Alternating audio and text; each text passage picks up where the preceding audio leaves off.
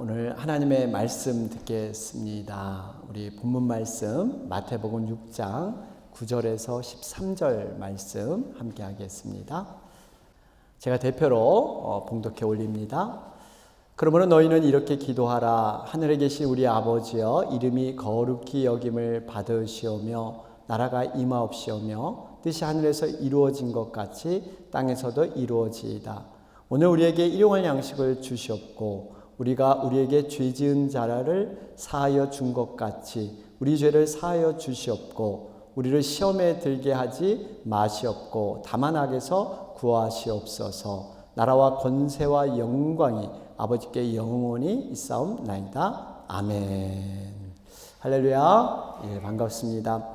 우리는 계속해서 주님이 가르쳐준 기도문, 주기도문으로 은혜를 지금 나누는 가운데 있습니다. 지난 시간에는 우리를 위한 두 번째 기도문을 함께 나눴죠. 우리 죄를 사하여 주옵시고 우리 죄를 사하여 주옵시고 용서에 관한 그러한 기도였습니다. 여러분 잠깐 기억을 좀 떠올리시면 임금으로부터 1만 달란트 탕감받은 종이 자신에게 오직 100데나리온 빚을 진 자를 용서하지 못해서 멱살을 잡고 그를 감옥에 쳐넣었던 악한 종의 비유에 대해서 묵상을 했습니다. 여러분 1만 달란트는 어느 정도의 액수냐 하면 약 6천만 데나리온. 이 6천만 데나리온은 6천만일을 일해야 버는 돈이었습니다. 연수로 환산하면 16만 5천일 정도 해야 모으는 돈. 반면 100데나리온은요 정작 100일만 모으면 되는 돈이었습니다. 이 100데나리온과 1만 달란트를 비교해 보면 약 60만 분의 1, 아주 사소한 것이었습니다. 이것을 못 참아서 그를 감옥에 가두는. 그런데 여러분 이 종이 왜 이렇게 악하게 행동했습니까? 감히 감당할 수 없는 1만 달란트의 빚을 탕감해준 주인의 마음을 제대로 이해하지 못했기 때문입니다. 자신이 엄청난 빚을 탕감받은 사실이 별로 가슴에 와닿지 않았어요.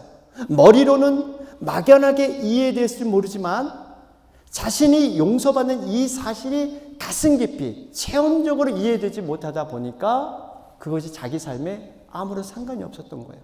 그래서 자기가 1만 달란트 탕감받은 것은 탕감받은 것이고 또 내가 받아야 될 100데나리온은 또 100데나리온. 이것이 전혀 상관이 없는 이러한 자였습니다. 여러분, 우리들은 어떻습니까? 사실 우리들은 1만 달란트 이상의 빚을 진 자들입니다. 그런데 그 빚을요, 하나님께서 은혜로, 공짜로 다 탕감해 주셨어요. 예수님께서 자신의 목숨값을 들여서 영원히 지옥 형벌로 죽어야 하는 우리들을 살려주셨습니다.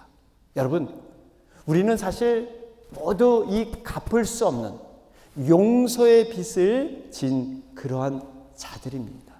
어떻게 보면 우리가 이 구원의 빚, 이 하나님으로부터 용서받았다는 이 놀라운 사실을 이 지식으로만, 머리로만 우리가 성경에 있는 기록된 사실로만 알고 있다면 우리도 아마 이 악한 종의 모습처럼 행동했을지 모릅니다. 내가 용서받은 건 용서받은 것이고 남에게 용서하지 못하는 이러한 모습. 여러분, 우리는 절대적으로 정말 주님께서 목숨값을 들여서 우리를 용서해 주었다는, 그래서 우리가 영원한 지옥 형벌에서 구원받았다는 이 엄청난 빛에 대한 용서를 나의 삶으로 여러분 고백해야 될 줄로 믿습니다. 그러면서 여러분 이 은혜 받는다는 거, 이 은혜 받는다는 것을 우리가 어떻게 봐야 했습니까? 남들과 비교해서 남들에게 없는 나에게 하나님이 특별히 폭포수 같은 뭔가 특별한 이런 강한 은혜를 주시면 내가 은혜 받는다. 여러분 이것이 아닙니다. 내가 탕감받은 빚이 양이 많으면 많을수록, 내가 엄청난 죄인임을 인식하면 인식할수록 이 은혜는 커진다는 사실이에요. 여러분 한번 생각해 보세요. 감옥에서 두 사람이 석방이 되었습니다. 한 사람은 사형수였고 다른 한 사람은 단순히 소매치기 한 그러한 절도범이었어요. 이 두 사람이 석방이 됐습니다. 그런데 이 두 사람이 본인이 생각하는 은혜의 정도는 분명히 다를 거예요. 나의 죄가 크면 클수록 그 은혜는 크게 느끼게 되어 있다는 것입니다. 바로 이 원리로 하나님께서 우리에게 은혜를 허락하시는 거예요. 나는 반드시 죽어야 하고 사형수와 같이 심판받아야 없어질 그러한 존재인데 나를 죽이지 않고 살려주셨다. 이 자기인식이 있을 때 여러분 비로소 하나님의 은혜를 우리는 깨닫게 될 줄로 믿습니다. 사랑하는 여러분, 바라기는 내가 비워지고 내가 낮아지고 내가 깨어져만 그 위에 하나님의 용서와 은혜가 충만하게 임하게 될 줄로 믿습니다. 우리가 여기까지 지난 시간 용서에 대해서 살펴봤는데요. 오늘은 우리들을 위한 세 번째 기도입니다. 우리를 시험에 들게 하지 마옵시고 다만 악에서 구하시옵소서. 여러분, 우리가 잠깐 지금까지 살펴본 이 주기도문 그 내용을 크게 보면요, 크게 두 가지라는 말씀을 드렸죠. 하나는 하나님께 대한 기도, 또 하나는 우리들을 위한 기도, 이렇게 두 가지 큰 종류가 있습니다. 하나님께 대한 기도는 하나님의 이름을 거룩히 여김을 받으시고 하나님의 나라가 임하고 하나님의 뜻이 하늘에서 이루어진 것 같이 땅에서 이루어지는 이 기도였고요. 우리들을 위한 기도는 일용할 양식, 그리고 죄를 사하여 주시라는 우리 지난 시간에 용서에 대해서 나눴죠. 그러면서 오늘 이제 시험에 들게 하지 말라, 이 기도를 이렇게 드리라고 말씀하고 있습니다. 그런데요, 여러분, 얼마나 하나님께서는 우리들이 필요한 기도가 뭔가, 우리들의 형편과 우리들의 상황을 하나님은 너무나 잘 아셨기 때문에 적절하게 필요한 기도를 우리에게 요구하셨던 것입니다. 여러분, 우리가 필요한 기도는 과거, 현재, 미래 모두 이게 망라되어 있는데요. 우리 죄를 사하여 달라는 이 기도는 과거에 범한 죄, 이것을 용서해 달라는 이러한 기도입니다. 그리고 일용할 양식, 매일 양식을 구하는 것은 현재를 위한 기도예요. 우리가 현재 살아가는데 일용할 양식이 필요합니다. 그리고 이제 미래를 위한 기도가 바로 오늘 시험에 들게 하지 마옵시고 악에서 구하옵소서. 이거는 미래를 위한 기도예요. 그러니까 하나님은 과거, 현재, 미래 이것을 동원해서 우리를 위해서 기도하라, 이렇게 말씀하고 있습니다. 그러면서 여러분, 특별히 오늘 우리를 시험에 들게 하지 말라, 이 기도가 얼마나 우리에게 중요한 기도인지 몰라요. 일용할 양식을 구하는 것 물론 의미가 있고 중요하지만요, 우리가 영적으로 성숙하기 위해서 정말 이 영혼이 잘됨과 같이 범사가 잘 되는데 우리의 영혼이 살기 위해서는 정말 시험에 들지 않도록 악에서 구하도록 이러한 기도를 드려야 될 줄로 믿습니다. 특별히 말세 지마를 지금 살고 있는 이 시대 가운데 얼마나 이 유혹과 이 얼마나 많은 시험들이 이렇게 있는지 모릅니다. 분명히 영적인 힘과 영적인 분별력이 우리에게 더욱더 필요한 이러한 시대에 우리는 살고 있기 때문에 이 기도가 너무나 중요하다는 사실입니다. 여러분, 베드로도 그런 얘기를 했잖아요. 사단이 우는 사자와 같이 두루 다니며 삼킬 자를 찾는다. 여러분, 이 우는 사자는 이 배고파서 우는 정도가 아니라 젊은 사자를 말합니다. 아주 힘이 강하고 정말 포악하기 그지없는 이 우는 사자와 같이 삼킬 자를, 여러분, 이 삼킬 자에 해당되는 사람이 세상 사람들이 아니에요. 하나님이 택한 자, 구원받은 자, 교회에 다니는 성도들을 넘어뜨리기 위해서, 그래서 우리는 근신하고 깨어 있어야 될 줄로 믿습니다. 이렇기 때문에 우리 주님이 시험에 들지 말게 이런 기도를 하라는 거예요. 악에서 구해달라고 이런 기도를 하라고 우리에게 가르쳐 주신 것입니다. 여러분, 시험에는 두 가지 종류가 있습니다. 한 가지 시험은 선하고 건설적인 의미의 시험이 있는가 하면 악한 의미의 시험이 있습니다. 파괴하고 무너뜨리기 위한 시험.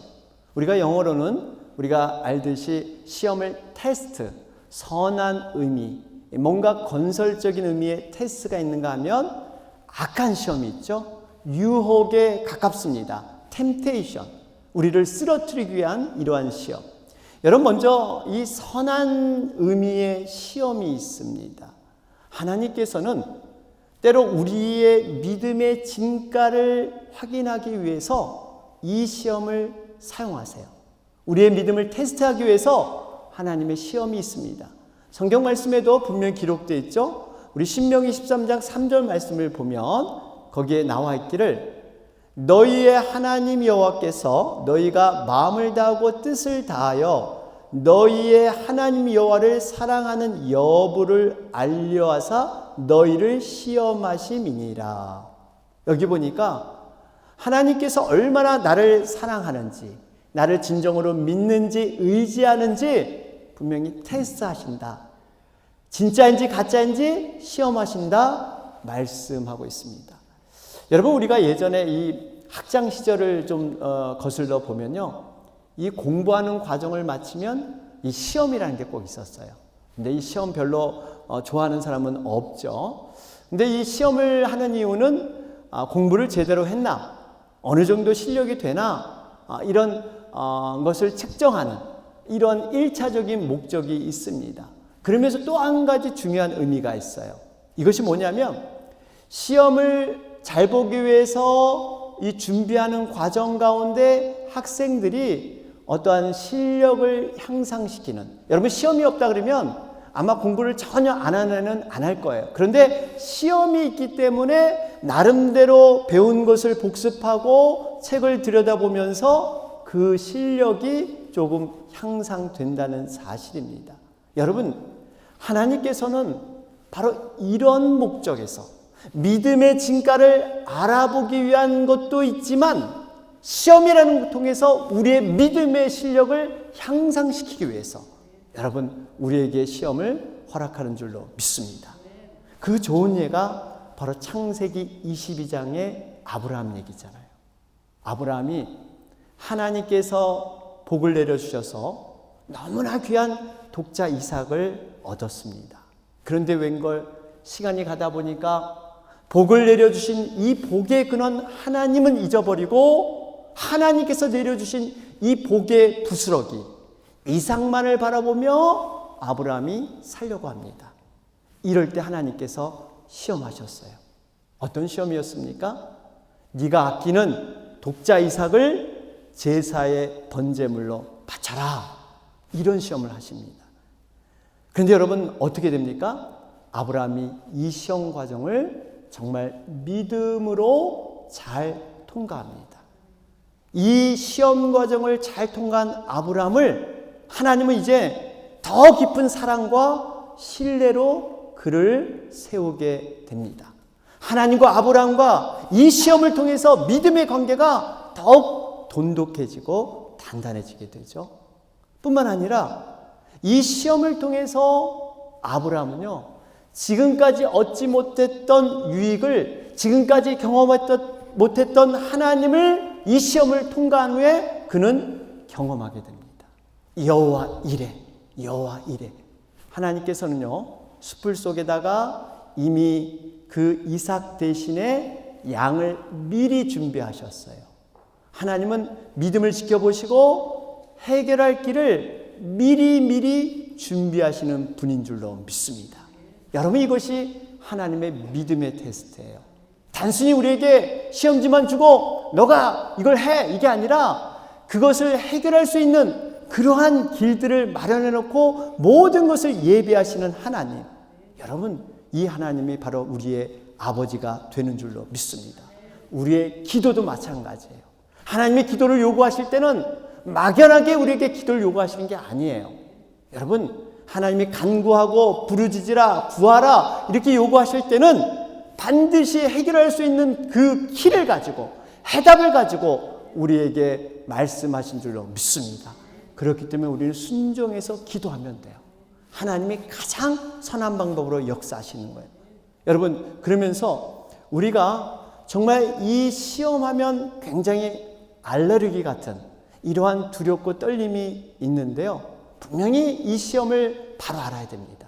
이 시험을 잘 통과하면 분명히 유익이 있고 하나님의 놀라우신 영적인 그 믿음의 깊이를 우리는 경험할 것이다. 이 아브라함을 통해서 우리는 확실히 확인해야 될 줄로 믿습니다.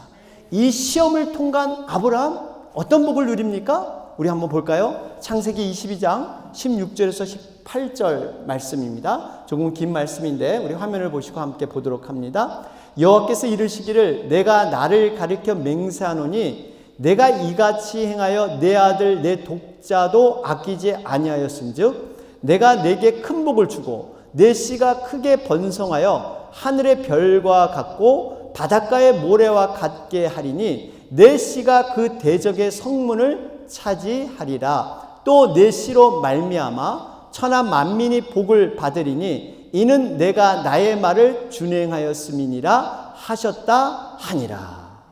여러분, 아브라함은 오로지 하나인 독자 이삭을 믿음으로 드리려고 했습니다. 그런데 하나님께서는 하나가 아닌 하늘의 별, 바닷가의 모래알과 같은 후손을 주겠다. 이 복을 허락해 주셨어요. 여러분, 하늘의 별이 몇 개나 되는지 한번 세어보셨습니까? 바닷가의 모래알, 이 모래알이 얼마나 많은지 여러분 한번 카운트 해보셨어요? 감히 헤아릴 수 없는, 상상할 수 없는 복을 하나님이 허락해 주신 줄로 믿습니다. 하나님은 이렇게 일하세요. 내가 쥐고 있는 하나를 말씀에 순종해서 하나님께 올려드리면 내가 감히 양손으로 다 펴도 담을 수 없는 큰 복을 하나님은 내려주실 줄로 믿습니다. 이것이 시험을 잘 통과한 자들에게 주는 축복입니다. 여러분, 구약의 욥도 마찬가지였잖아요. 욥이 이 사단의 시기에서 욥이 하나님께 이렇게 충성하고 잘하는 것은 하나님이 특별한 은혜를 주고 특별히 사랑해 주고 이 세상을 형통케 하니까 그러지 않습니까? 재산도 많이 줬죠. 자녀도 많이 줬죠. 건강도 줬죠. 그거 다 재보세요. 그러면 과연 욥이 하나님께 이렇게 지금처럼 할까요? 하나님이 아니다. 내가 알고 있는 욥은 적어도 그런 조건 때문에 나에게 충성하는 그러한 사람이 아니야. 분명히 그는 진실한 믿음으로 나를 의지하고 나를 사랑하는 사람이다. 그래서 시험하지 않습니까? 여러분, 이 시험에 욥이 잘 통과했어요. 하루아침에 졸지에 정말 이 모든 재산 다 날리고 자녀들 다 죽고 자신은 욕창에 걸려서 이 건강에 해쳤습니다. 그럼에도 불구하고 하나님을 원망하거나 하나님을 저주하지 않았어요. 그랬더니 하나님께서 그가 있었던 모든 것의 2배, 모든 것의 2배를 회복해 주신 하나님. 여러분, 이것이 바로 시험을 통과한 자들에게 주시는 하나님의 큰 복인 줄로 믿습니다. 여러분, 그렇기 때문에 우리가 시험을 너무 겁내거나 두려워할 필요 없습니다. 이 시련이 오히려 복이 될 수 있다는 거예요. 야고보 사도는 그래서 이것을 오히려 시험을 만나거든 기쁘게 여겨라, 그렇게 말씀해요. 야고보서 1장 2절과 3절을 보실까요? 야고보서 1장 2절 3절 보면 내 형제들아 너희가 여러 가지 시험을 당하거든 온전히 기쁘게 여겨라. 이는 너희 믿음의 시련이 인내를 만들어내는 줄 너희가 알미라. 어떻게 시험을 당하는데 기쁘게 여기라 그래요? 왜 그렇습니까? 시험 너머로 하나님이 예비하신, 하나님이 준비하신 복이 있기 때문에 이 언덕 너머로 가기만 하면 하나님이 놀라운 예비하심이 있다. 여러분, 이걸 바라봐야 될 줄로 믿습니다.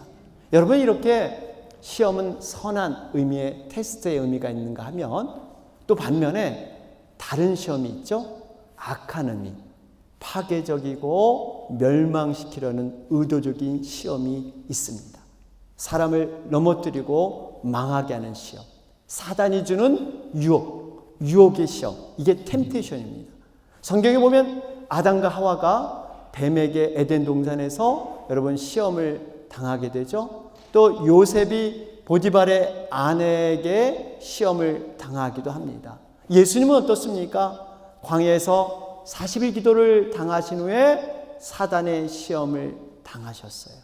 이 모든 것들이 넘어뜨리기 위한, 하나님과의 관계를 파괴하고 성도들과의 관계를 이간질하면서 해치는 그러한 시험들입니다.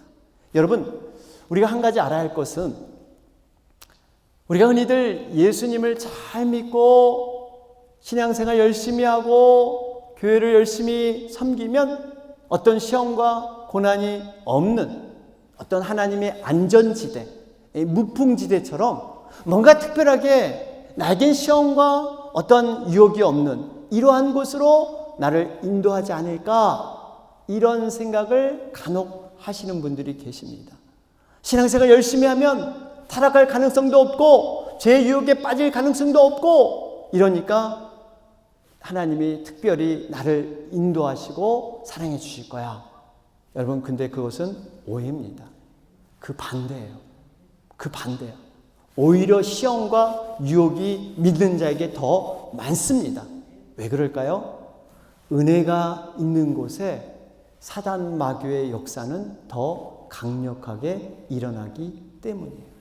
여러분, 이 과거의 천사가 하나님을 대적해서 타락해서 사단이 되지 않았습니까?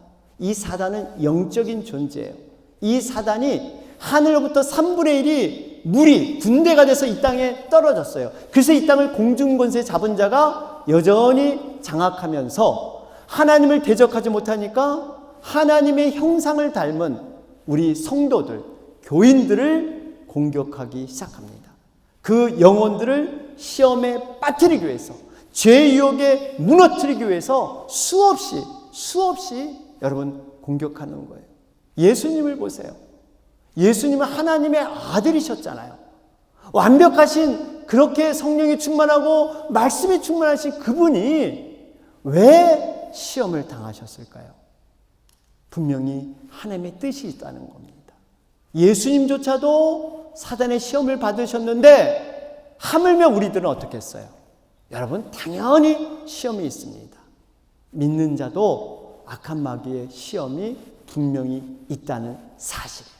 우리가 적을 알아야 우리가 이 영적 전쟁의 싸움을 승리할 수 있습니다. 분명히 사단이 나를 통해서도 역사할 수 있다, 나를 공격할 수 있다라는 것을 우리가 인지해야 돼요. 그래야 싸움에서 우리는 비로소 이길 수가 있습니다. 결론을 맺겠습니다. 우리들을 위한 세 번째 기도, 우리를 시험에 들게 하지 마시옵고 다만 악에서 구하시옵소서. 여기서 시험에 들게 하지 마시옵고 라는 말은요, 시험을 아주 없애주세요, 시험을 전혀 거치지 않게 해주세요, 이런 뜻이 아닙니다. 말 그대로 시험에 빠지지 않게, 시험을 우리가 통과할 수 있도록 그렇게 해달라는 거예요. 예수님께서도 제자들을 위해서 기도하시는 기도문을 보면 이 사람들을 세상의 악한 세상에서 건져주옵소서 이렇게 기도하지 않으셨어요. 요한복음 17장 15절 말씀을 보세요.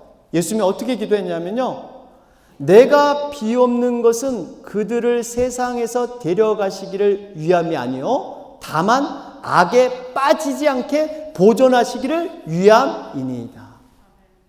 세상에서 툭 건져내서 그 악한 세상에서 툭 별개로 이렇게 건지는 게 아니라 세상에 머무르되 세상의 악에 물들지 않고 빠지지 않기, 그것을 위해서 예수님이 기도하셨다는 겁니다. 여러분, 분명히 이 시험 우리에게 있습니다. 그런데 우리 이 시험을 잘 이겨서 믿음이 새롭게 되고 하나님을 깊이 만나는 그러한 계기가 된다는 사실입니다. 그러면서 이 시험에 들게 하지 마시옵고 그 다음에 있는 문구를 우리는 좀 눈여겨봐야 됩니다. 다만 악에서 구하시옵소서, 이 간구예요. 여러분, 이 악에서 구해달라는 것, 이 악에서 구하다는 의미가 무엇일까요? 두 가지 의미입니다. 하나는 악한 일을 행하지 않게 하옵소서. 내가 이 악한 일, 정말 하나님의 선한 일을 행하고 악한 일을 행하지 않게 해달라는 기도. 그래서 사도 바울은요, 주께서 모든 악한 일에서 나를 건져달라고 기도하지 않았습니까? 또 한 가지의 의미는 이 악한 자, 사단에게서 건져 주옵소서, 이런 뜻도 포함되어 있습니다. 여러분, 이 모든 악한 이 사단의 방해가 지금 굉장히 많이 있는데, 거기서부터 내가 빠지지 않고 내 심령이, 내 영혼이 거기에 올무에 들지 않도록 끊임없이 기도하라, 이렇게 말씀하고 있습니다. 여러분, 그러기 위해서 우리가 이 두 가지 기도를 계속해서 드려야 됩니다. 여러분, 시험이라는 거 분명히 우리에게 있습니다. 분명히 이 시험을 어떻게 우리는 이기고 나갈 것인가, 그 시험이 하나님으로부터 오는 테스트인가 아니면 사단으로부터 온 이 템테이션, 유혹인가를 우리는 영적인 분별력을 가지고 그것을 구분해 나가야 될 줄로 믿습니다. 아무쪼록 여러분, 육신을 위한, 우리 일용할 양식을 위한 기도 중요합니다. 그러나 더 중요한 것은 우리 영혼이 건강하게 되는 바로 이 기도, 시험을 이기고 악에서 구원하는 이 기도가 여러분들 기도 가운데, 또 저의 기도 가운데 끊임없이 지속되기를 주님의 이름으로 축원합니다. 아멘.